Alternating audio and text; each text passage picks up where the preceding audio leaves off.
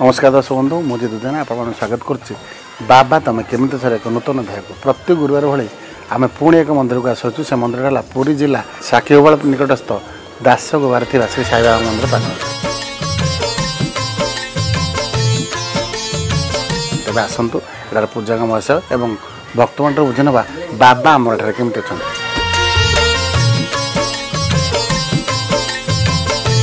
जिते भी मन रे दुख थाए ना बाबा को मंदिर आसला पर सब दुख दूर हो जाए। तमे सबुठी अछो पाखे पाखे रहिछ। मो ना हूँ सुरेश चंद्र दास आमर ग्राम हूँ दासगोबा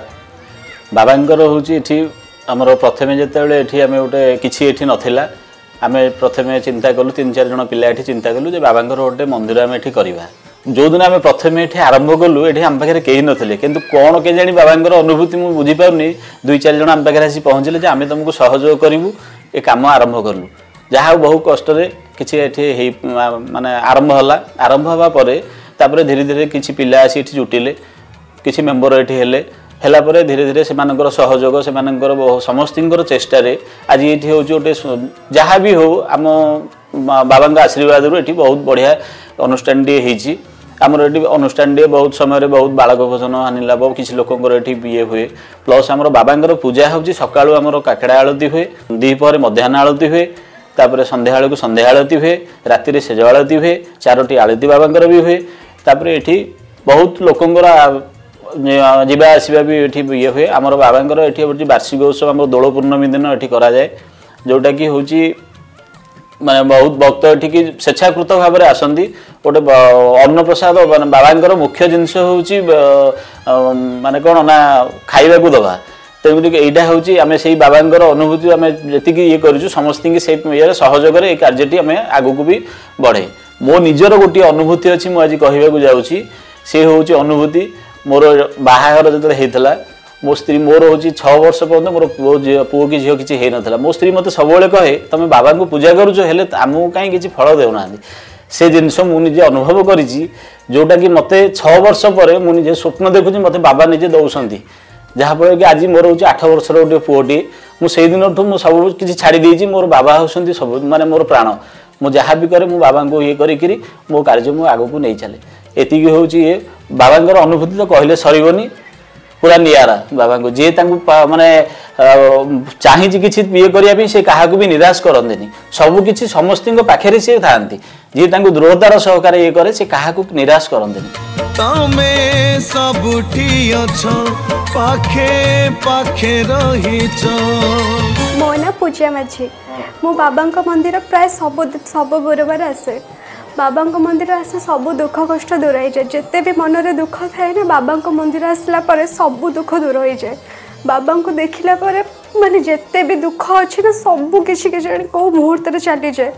बाबा हूँ दुनिया सबुठार महान तो जेबे भी मो जीवन रे दुख जेबे भी आसे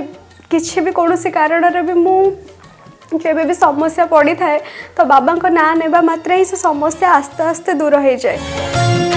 भक्तर हृदय धीर बुझाकू बाबा तुमरी खबर केमिति अच्छा। मो ना संजय कुमार मुदुली आम गाँ पाखे गाँव मंदिर आसे प्रभु दया चली मुझे बाबा सब गुरुवार दर्शन में आम छोटिया मंदिर बाबा तमे केमिति अछो बाबा तमे केमिति अछो। ना सुकांत बेहरा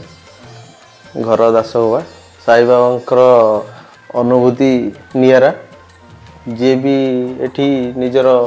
किछि विश्वास नहीं कि आसी ता विश्वास मनोवांछा किछि पूरण है आशा करुच्ची कि भविष्य में एमती संस्था आगू चलु था लोक मानकर श्रद्धा और विश्वास दृढ़ भाव में था एवं ठाकुरंकर अपार लीला समस्त सर्वदा समान कृपा परसा हो। अनुभूति कि मोर जिते मैरेज सरी मोर टी फैमिली प्रोब्लेम थिला मो ଠାକୁରଙ୍କ ପାଖକୁ ମୋର ସାନ ଭାଇ ପ୍ରଶାନ୍ତ ବେହେରା ଯିଏକି ଏଠି ସାଇବାବାଙ୍କ ଗୋଷ୍ଠୀରେ ମେମ୍ବର ହିସାବରେ ଅଛି। ମୁଁ ତା ଜରିଆରେ ଥରେ ଦୁଇଥର ଆସିଛି। ଆସିବା ଭିତରେ ମୋର କିଛି ଅନୁଭୂତି ହେଲା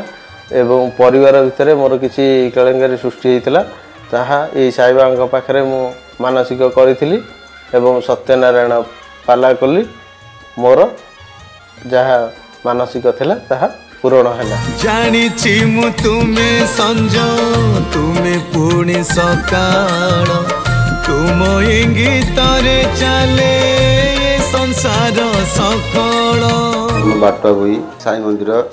10 ବର୍ଷ ହେଲାଣି ହେଇଛି।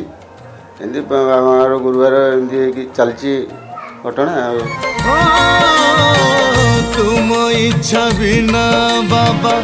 ଫୁଲଟେ ବି ଫୁଟେନି ତୁମେ ନ ଚାହିଁଲେ ଝରଣାରେ ପାଣି ଛୁଟେନି। ମୋ ନାଁ ସରସ୍ୱତୀ ସାହୁ। ମୁଁ ସବୁ ଗୁରୁବାର ସାଇବାବା ମନ୍ଦିର ଆସେ ଆଉ ଠାକୁରଙ୍କୁ ସବୁ ମନସ୍କାମନା ପୂରଣ କରନ୍ତି ବି।